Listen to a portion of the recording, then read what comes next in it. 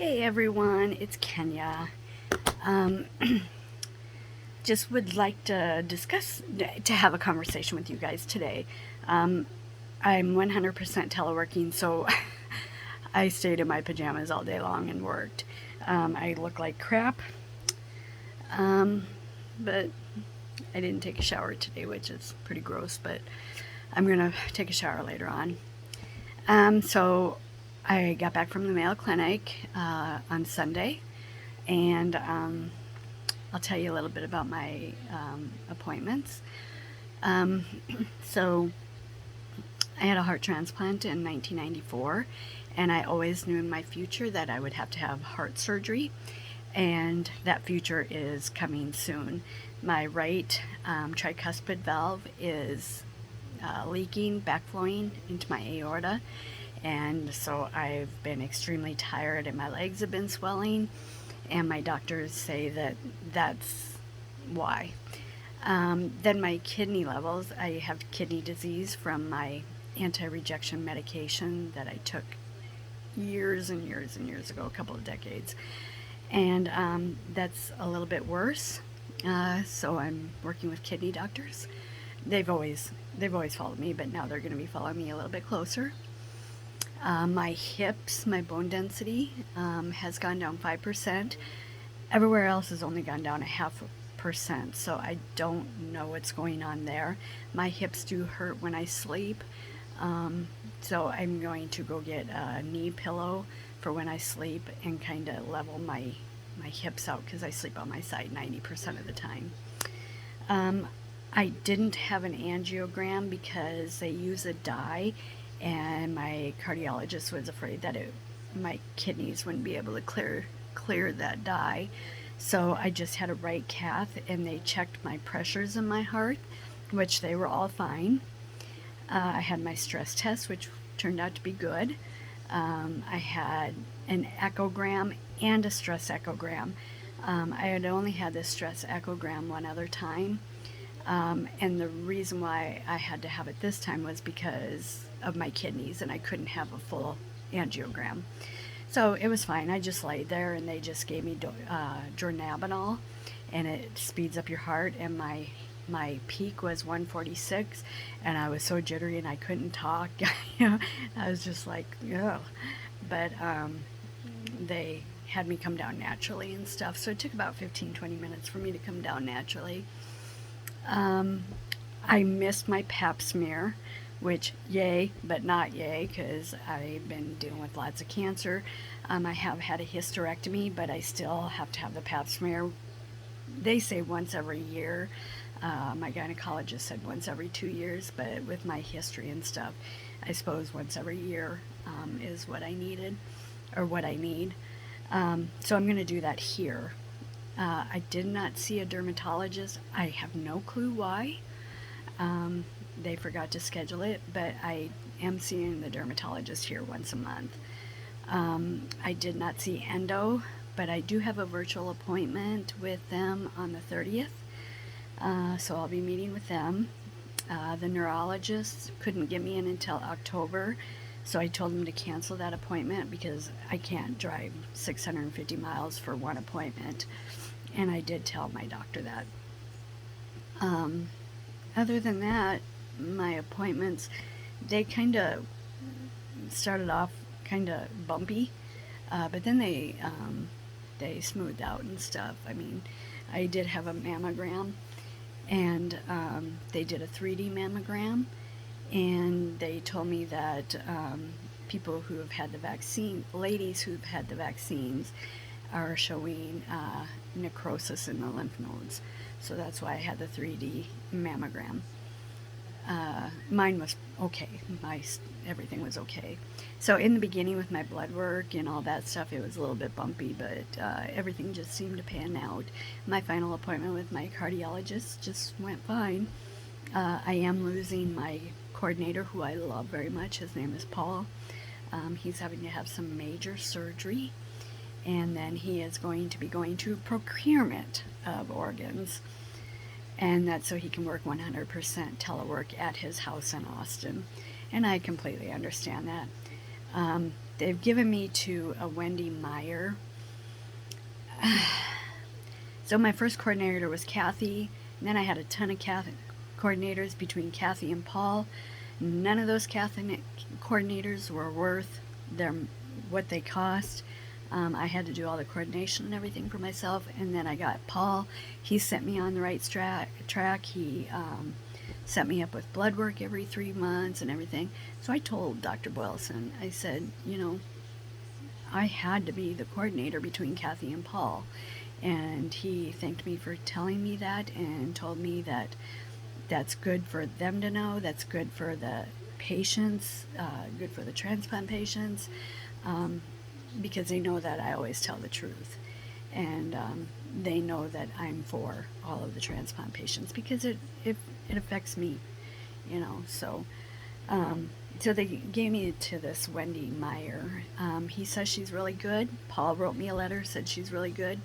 She's going to have to prove herself to me, just like Kathy did, just like Paul did. Everybody's going to have to prove themselves to me. So we will see. So now I am crafting. I've been working on a few things.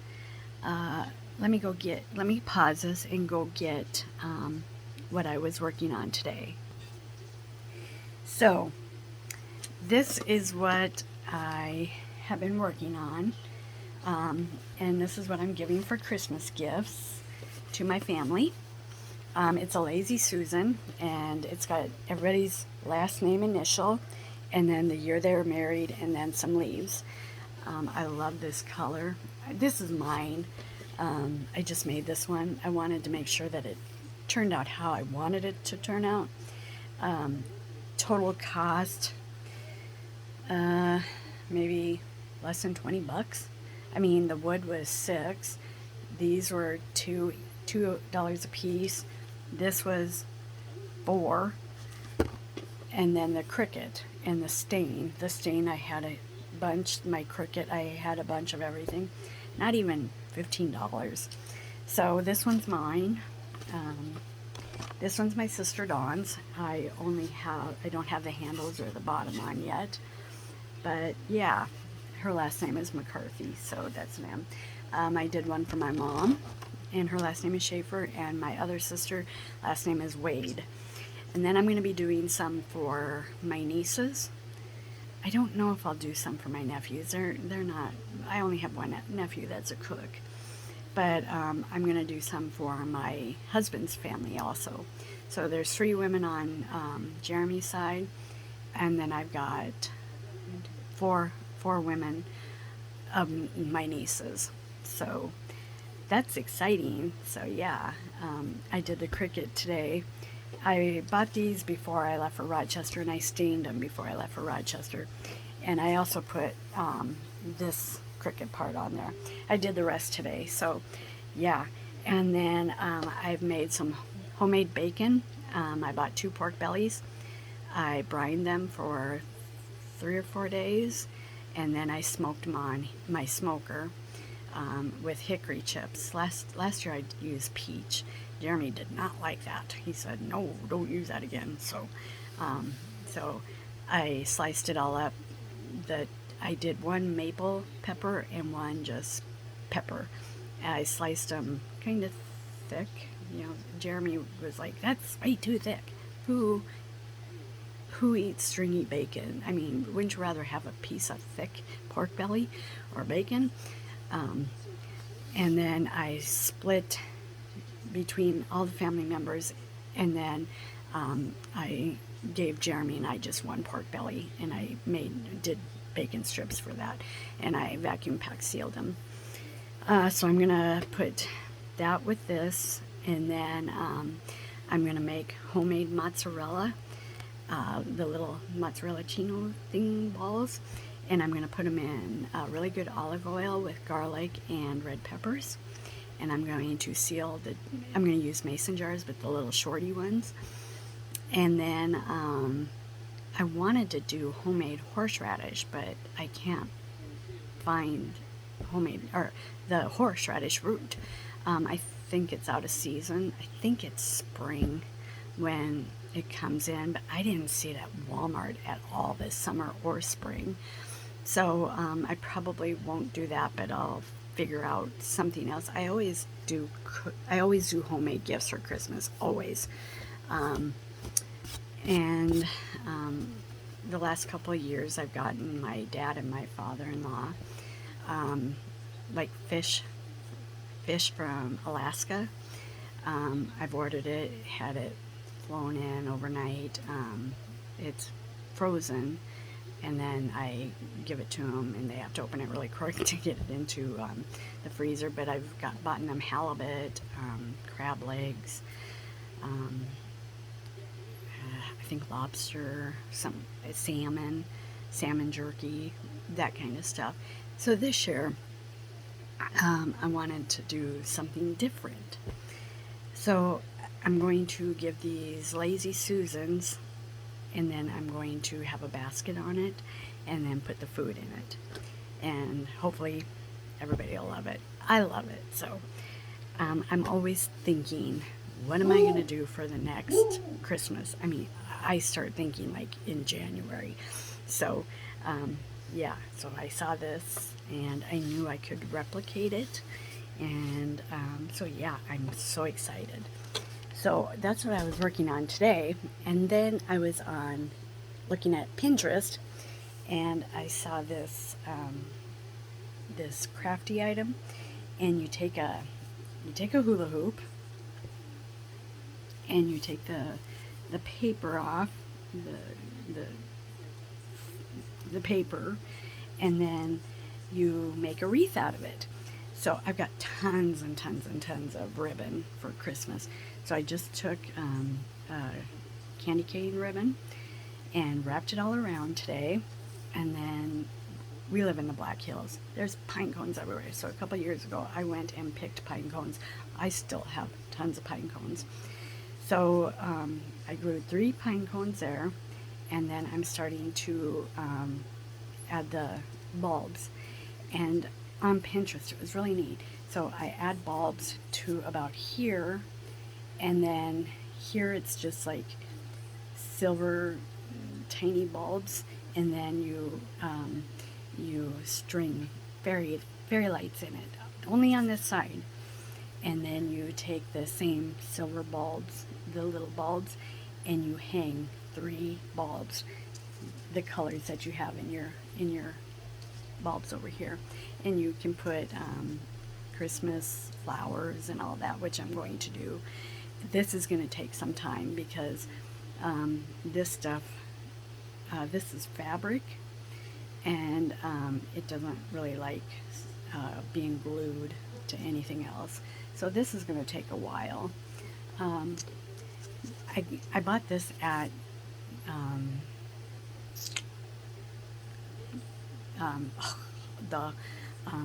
the Salvation Army. I actually bought 2 of them, and they were 10 cents for 2 of them.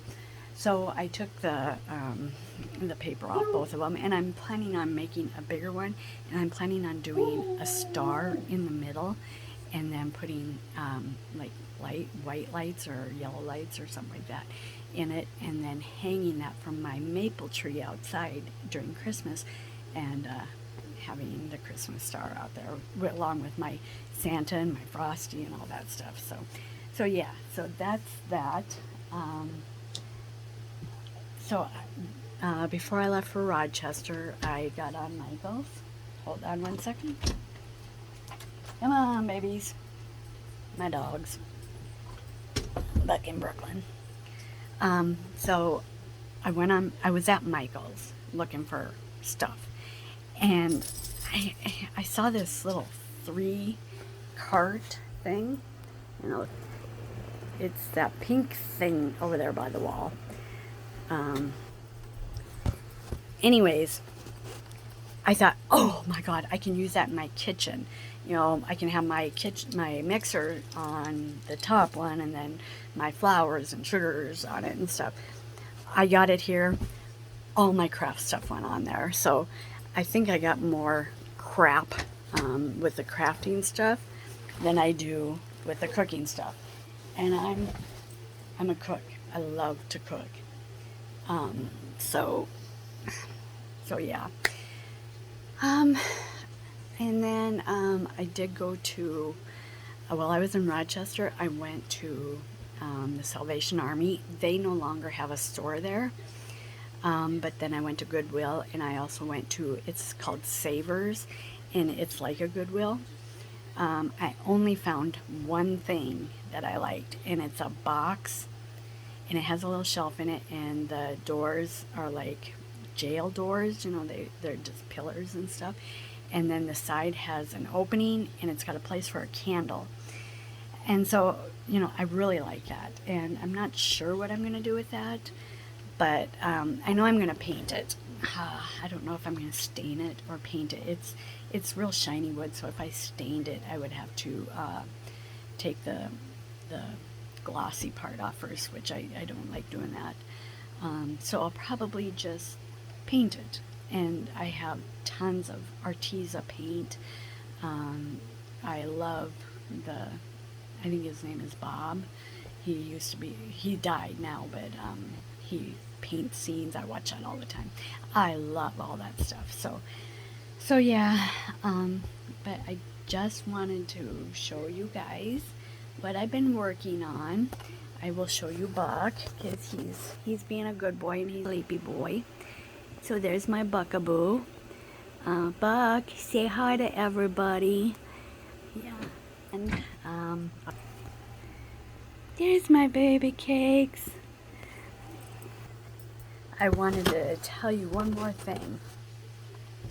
So my sister Danny lives down in Texas, and we have, between my cousin Steve, myself, and Danny, we are a Cocker Spaniel family.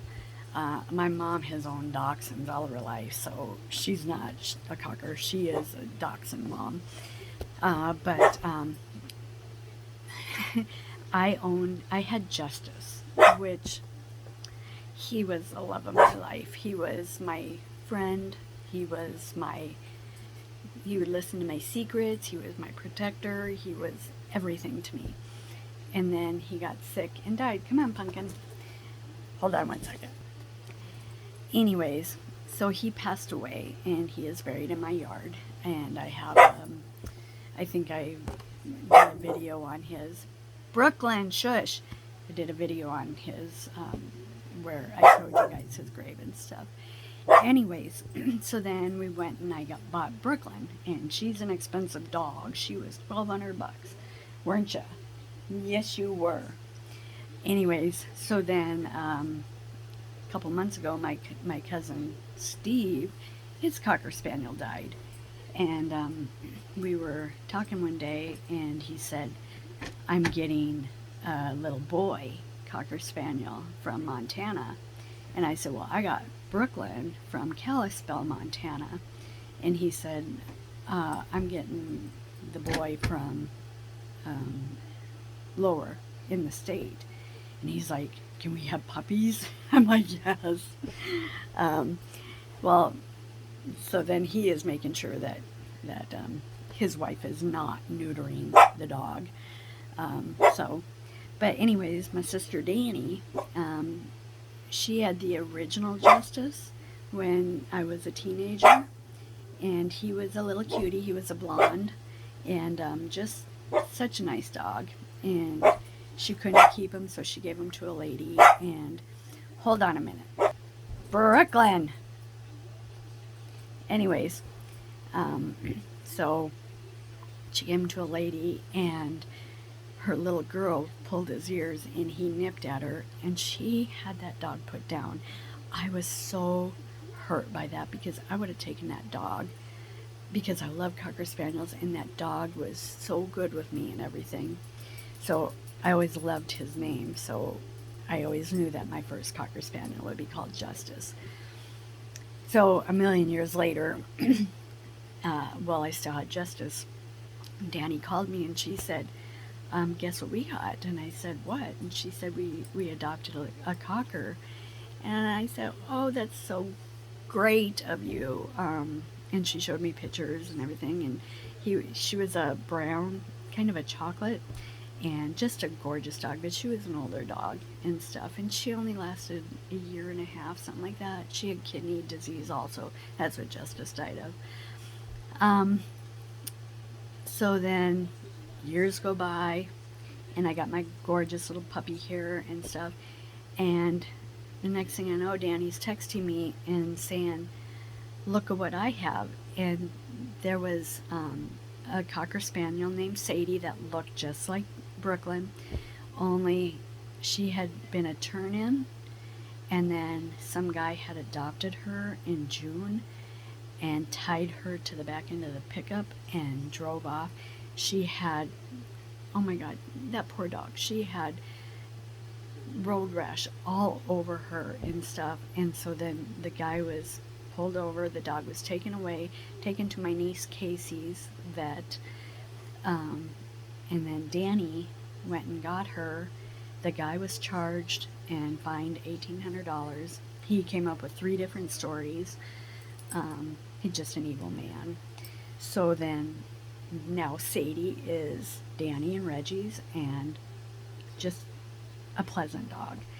Well then, not yesterday but the day before, Danny sends me another picture, and she's got another black Cocker Spaniel. Only this one is like, oh, she looks older, and she's not groomed or anything, you know, long ears and everything, and her son Trevor's holding both of them. And I said, what's going on?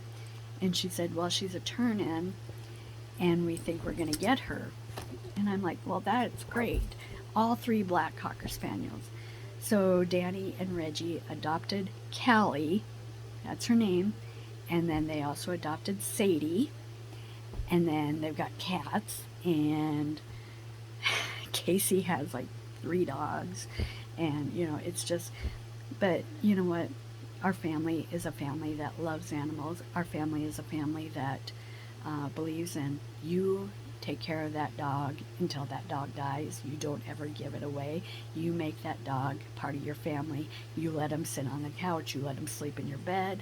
You know, that's your fur baby and stuff. So kudos to Danny and Reggie and Trevor, and kudos to Casey for bringing Danny to them.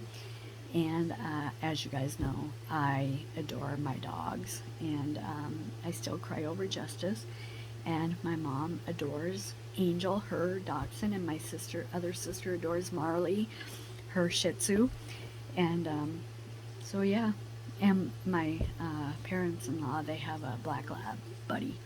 So yeah, so I guess it's been almost 23 minutes that I've been talking, so you guys have a wonderful day, and I will see you later. Bye.